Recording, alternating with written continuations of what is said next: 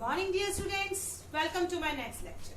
So today we will study our chapter number 6 and the chapter name is Kingdoms, Kings and Early Republic.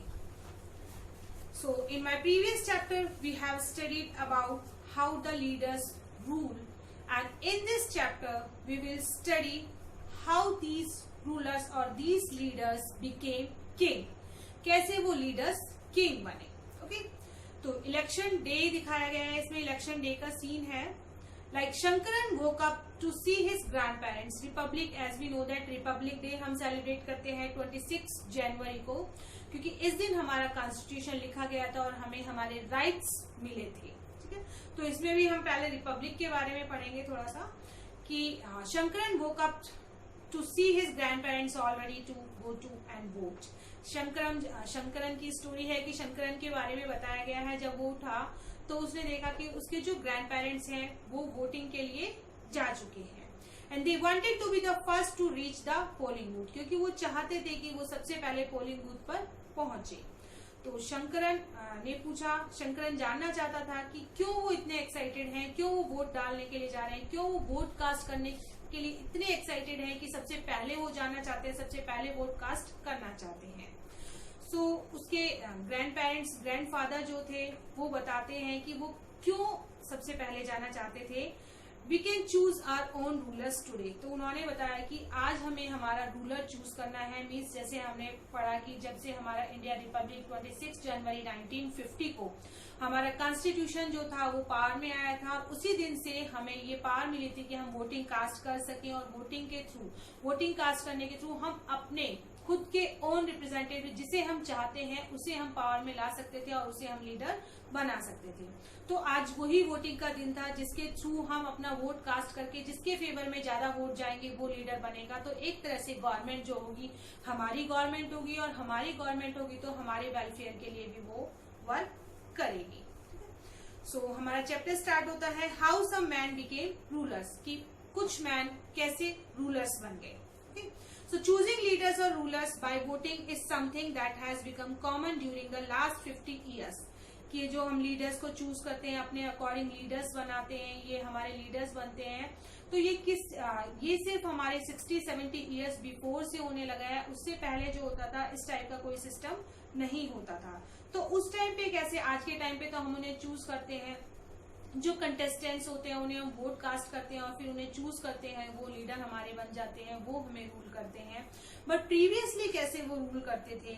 So how did man become rulers in the past, past में कैसे वो ruler बने, तो इस सब के बारे में हम इस चैप्टर में पढ़ेंगे.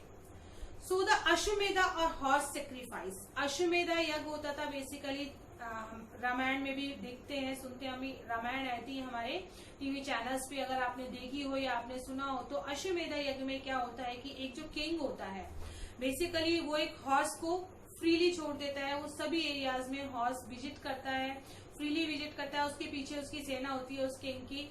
अगर कोई उस हॉर्स को पकड़ता नहीं है तो उसका मतलब जाना जाता है कि वो जो किंग है वो उसके आगे उसने सेक्रीफाइस कर दिया है, सरेंडर कर दिया है उस किंग के आगे, और उसकी पावर मान ली जाती थी. तो इस तरह से वो सबसे बड़ा लीडर बन जाता था. ठीक है, अगर किसी ने हॉर्स को पकड़ लिया तो उसको उसकी सेना के साथ फाइट करनी पड़ती थी. तो इस टाइप से पहले के टाइम पे एक रूल था, मीन्स एक तरह से प्रचलन था कि अश्वमेधा यज्ञ किया जाता था जिसमें हॉर्स जो था, हॉर्स को रिमूव कर दिया जाता. फ्रीली वो हॉर्स यहाँ वहाँ वंडर करता था, जहाँ उसका मीन्स सभी एरियाज में से, और जिस एरिया में से होके वो हॉर्स निकलता था वो एरिया उस किंग के कंट्रोल में आ जाता था और उस एरिया का राजा बन जाता था. But if the horse wandered into kingdoms of other rajas, other राजा की बाउंड्री में चला जाता था और वो उसको स्टॉप करने की कोशिश करते थे, तो उसको उसकी आर्मी से फाइट करना पड़ता था या फिर उन्हें एक्सेप्ट करना पड़ता था और अपने आप को सरेंडर करना पड़ता था. अगर वो उससे स्ट्रॉन्गर होते थे तो उसे पकड़कर उसे हरा भी सकते थे. अगर उसे हरा देते थे तो वो वहां के जो जिसका हॉर्स था उसको सरेंडर करना पड़ता था या फिर उसको खुद आके फाइट उसके साथ करनी पड़ती थी.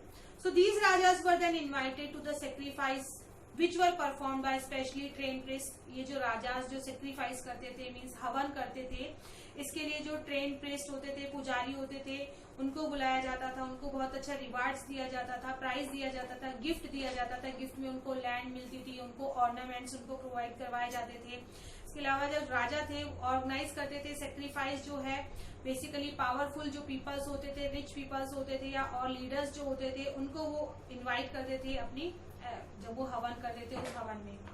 सो raja was central figure of these rituals. Basically ये जो रिचुअल होता था, ये जो रीति रिवाज होता था, इसका मेन फीचर कौन होता था, सेंट्रल फिगर कौन होता था, राजा, क्योंकि राजा के लिए ही ये सब किया जा रहा है। So he often had a special seat, उसकी होती थी स्पेशल थ्रोन होता था, और अ टाइगर स्किन या फिर टाइगर स्किन होती थी जिसके ऊपर वो बैठता था, और उसके जो कॉर्टियर्स जो थे, उसके कंपेनियंस जो थे, और बैटल फील्ड में जो उसके विटनेस थे और जो उसने विक्ट्रीज की थी, जिनको जीता था जो जगहों को, ठीक है, वो सभी वहां से उनके लीडर्स को बुलाया जाता था। उसके अलावा उसके जो रिलेटिव्स थे, स्पेशली उसकी वाइफ थी, उसके सन था, उसका सन था, वो भी उस रिचुअल को परफॉर्म करते थे। And the other rajas, basically जो अदर राजास होते थे वो सिर्फ उनके लिए भी सीट्स होती थी, वो बैठ के उसको हवन को देखते थे, उस परफॉर्मेंस को देखते थे। प्रीस्ट परफॉर्म करते थे तो उसमें बहुत सारे रीति रिवाज, लाइक उसमें एक रिचुअल था, उसमें एक स्प्रिंकलिंग ऑफ वाटर, पानी छिड़कना जिसे हम कहते हैं, तो पवित्र पानी उनके ऊपर छिड़का जाता था। और बेसिकली जो ऑर्डिनरी पीपल्स होते थे, जिसे विश और वैश्य कहा जाता था, बेसिकली वैश्य, ठीक है, दे ब्रॉड गिफ्ट, वो राजा के लिए कि हमारे राजा सम्राट बन रहे हैं तो उसके लिए वो गिफ्ट लेकर आते थे, गिफ्ट राजा को प्रोवाइड किए जाते थे। और जो शूद्रास होते थे, ठीक है ना, शूद्रास बेसिकली जो होते थे, बेसिकली पीपल, उनको शूद्रास कहते थे, क्योंकि मैंने आपको प्रीवियस चैप्टर में हमने डिस्क्राइब किया था कि जो हाइम्स लिखते थे वो अपने आप को आर्यास कहते थे, और जो उनके अपोनेंट्स होते थे, जो वर्कर्स होते हैं, उनको शूद्रास कहते थे। तो शूद्रास बेसिकली राजा के लिए गिफ्ट्स प्रोवाइड करवाते थे, गिफ्ट्स लेके आते थे। तो जैसे हमने पढ़ा कि प्रीवियस चैप्टर में कि जो हमारी सोसाइटी थी, बेसिकली धीरे धीरे 2 कास्ट उसमें थी, राजा की कास्ट थी और एक शूद्रा की, मीन्स एक ब्राह्मण की कास्ट थी जो हाइम्स लिखते थे, और राजा भी उसी में इंक्लूड होते थे, और दूसरी थी शूद्रास।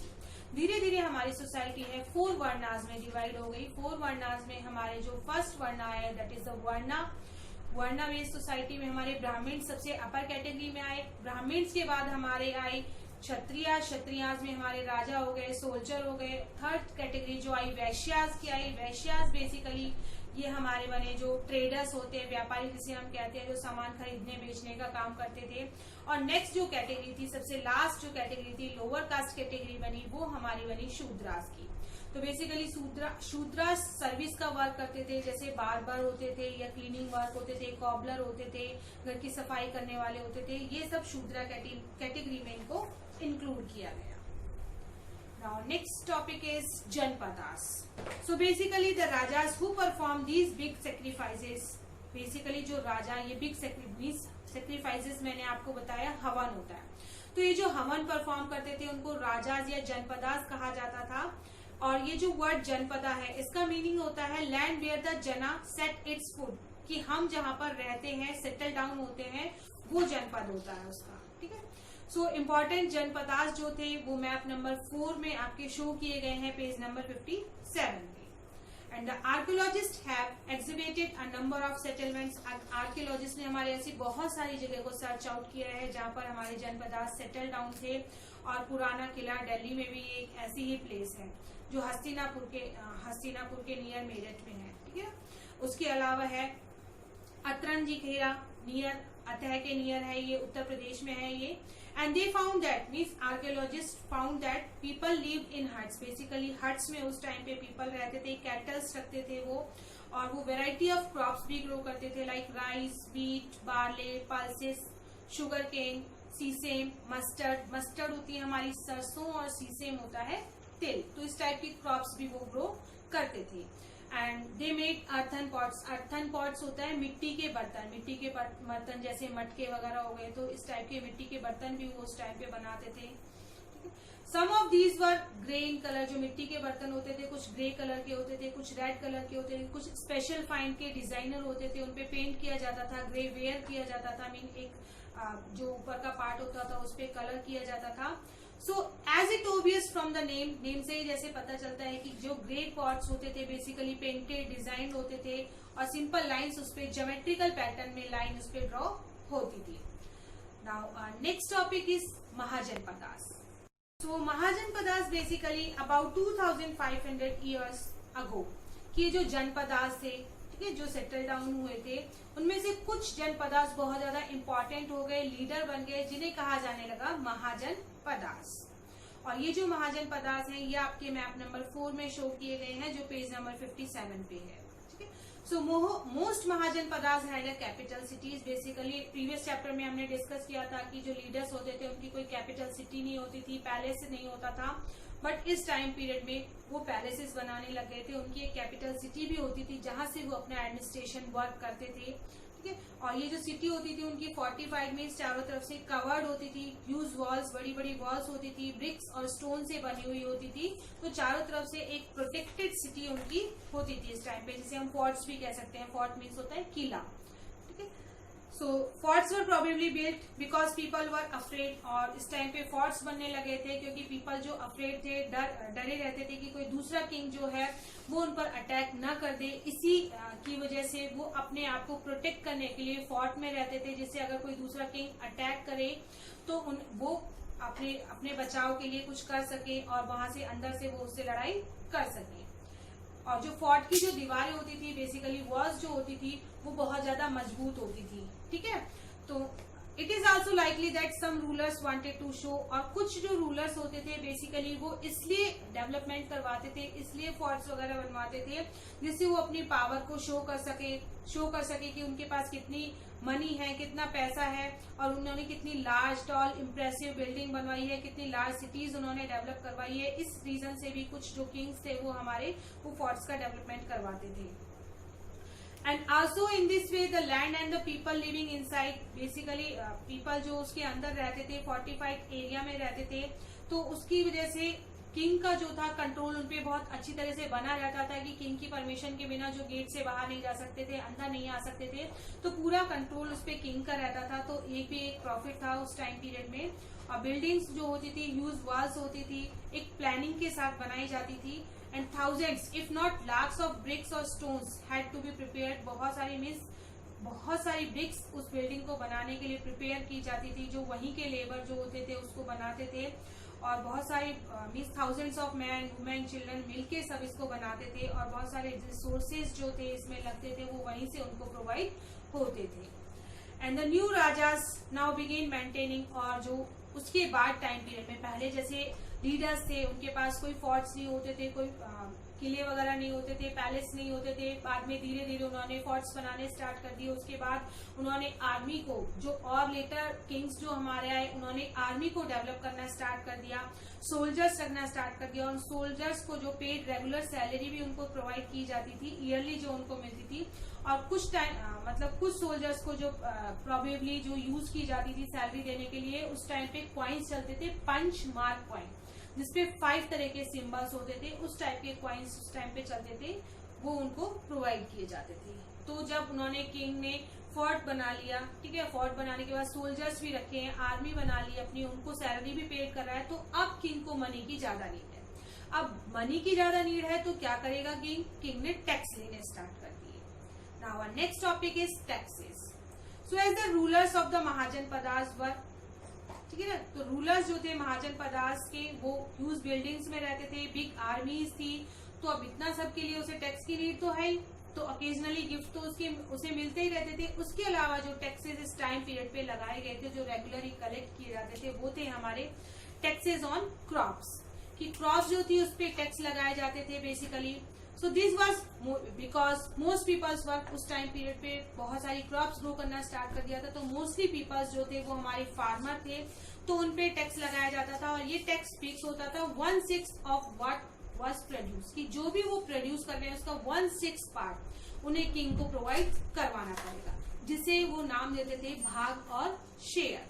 नेक्स्ट जो टैक्स होता था बेसिकली क्राफ्ट पीपल्स पे लगाया जाता था। और ये जो टैक्स होता था लेबर की फॉर्म में होता था, कि जो क्राफ्ट पर्सन्स होते थे उनसे कोई भी काम करवा लिया जाता था। फॉर एग्जाम्पल अगर वीवर है या स्मिथ है, ब्लैक स्मिथ है या गोल्ड स्मिथ है, तो हर महीने वो किंग के लिए कुछ ना कुछ प्रोवाइड कराता था, कुछ ना कुछ बना के देता था उसको।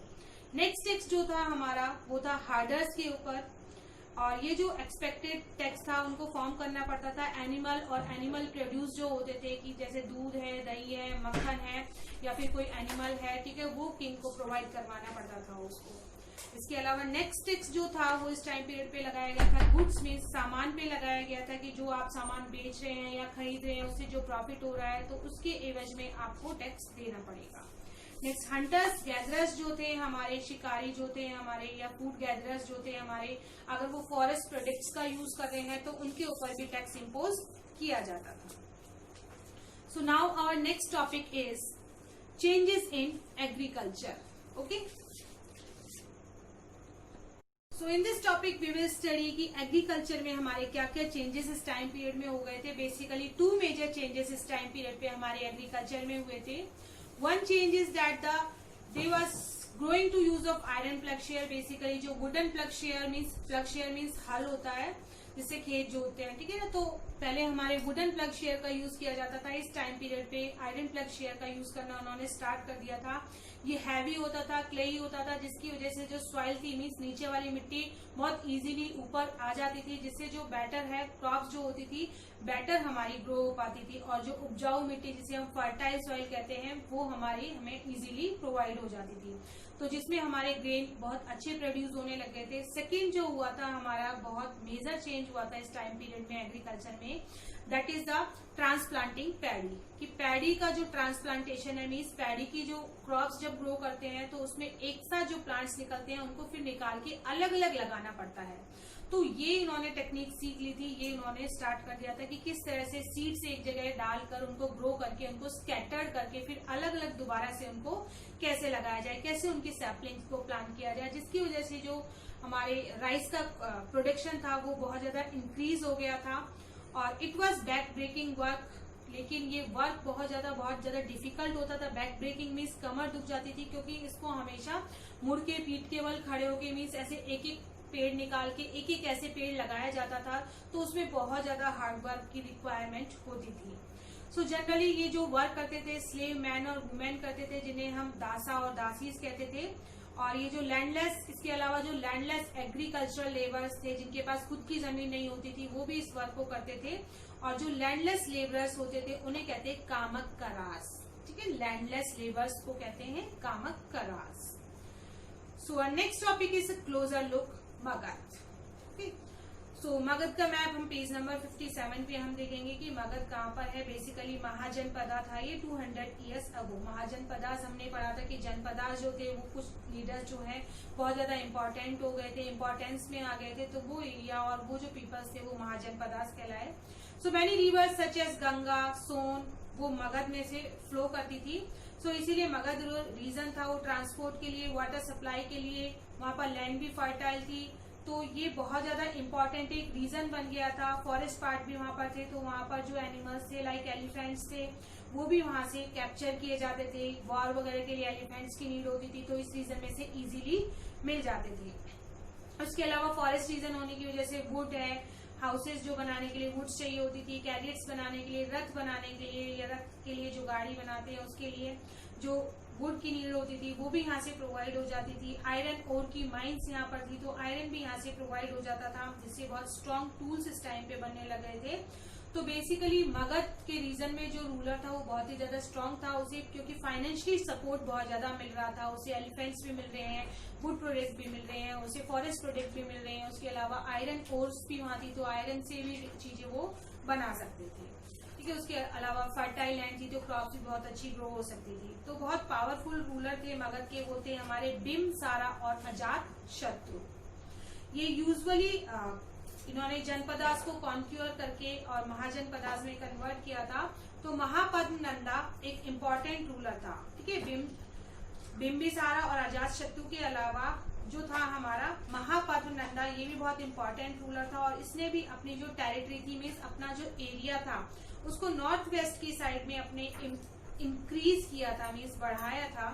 तो राजगृह जो राजगीर में है, प्रेजेंट डे बिहार का ये पार्ट है, वहां पर इसने अपनी कैपिटल बनाई थी मगध में। कई सालों तक इसकी कैपिटल रही थी ये मगध, किसकी, महापद्मनंदा की, ठीक। सो लेटर ये जो कैपिटल थी, इसने अपनी जो कैपिटल है उसको शिफ्ट कर लिया था पटना में, पाटलिपुत्र, जिसे पटना के नाम से हम जानते हैं, ठीक है।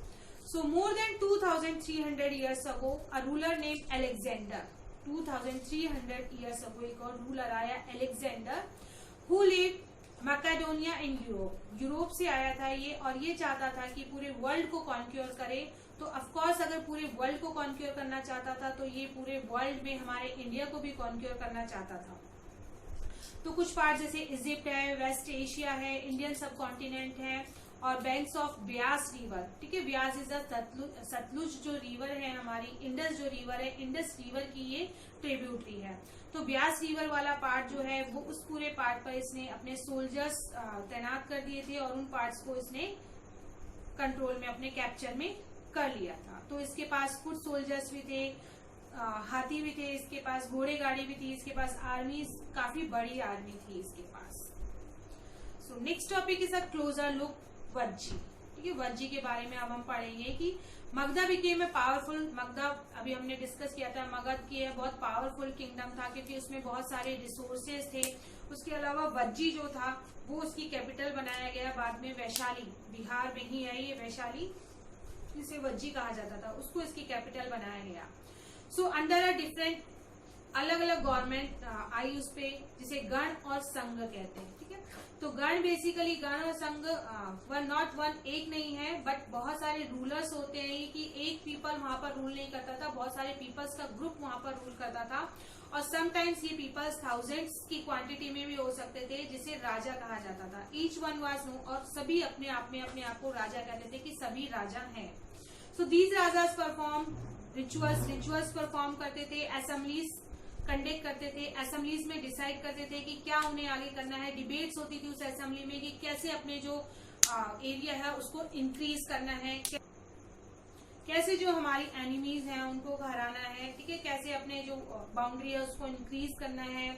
और जो वुमेन्स है, दासाज है, कामकराज हमने डिस्कस किया था, कामकराज जिनके पास लैंड नहीं होती थी, लैंडलेस एग्रीकल्चरल लेबरर्स को कहते थे, तो वो सब इन असेंबलीज में पार्टिसिपेट नहीं करते थे जब ये असेंबलीज होती थी। सो बुद्ध एंड महावीरा, बुद्ध और महावीरा जो गणा और संघा से बिलोंग करते थे, ये इसी का ही एक पार्ट थे।